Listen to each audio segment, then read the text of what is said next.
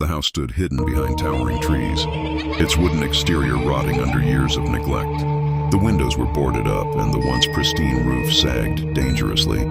As the setting sun cast its last orange rays, the group of friends pushed open the creaky front door, their steps stirring the stale air. Dust motes danced in the dim light as they climbed up to the attic, an eerie silence blanketing their whispers.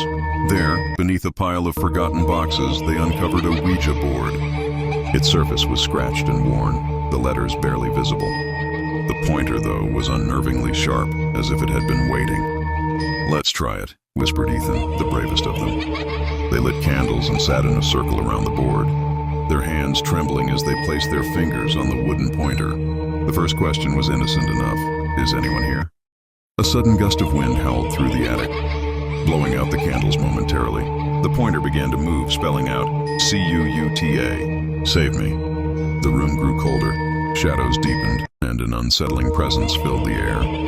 In the corner, Ava's gaze was drawn to an antique mirror. Reflected in the cracked surface was not her own face, but a pale figure with sunken eyes. She screamed, shattering the fragile silence. That night, Ethan woke to the sound of someone whispering his name. The voice was faint but insistent, coming from the attic. Gathering courage, he opened the door, only to find it locked tight. As he backed away, slow, deliberate knocks came from the other side. The next day, the group returned to destroy the board. But as they entered the attic, the pointer moved on its own, spelling out one final message, "Chay, run." Shadows began to crawl across the walls, taking grotesque shapes. Hands reached out from the darkness, grasping at them. In a corner, Lucy found an old diary. The final frantic entry read, "I summoned it. Now it won't let me leave." The group scattered, but the house wouldn't let them go. One by one, they were haunted by dreams of endless corridors, of a figure chasing them with unseen eyes. Ethan awoke with claw marks on his arms, and Ava found her reflection smiling back at her when she wasn't. In a desperate final act, they tried to burn the board. As flames consumed it, the house began to tremble. A deafening scream erupted, shaking the attic.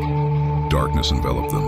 When the light returned, the board was gone, but the shadows on the walls remained, staring silently. None of them spoke of what happened again, but every night, they heard the faint sound of the pointer moving on the board, spelling out their names.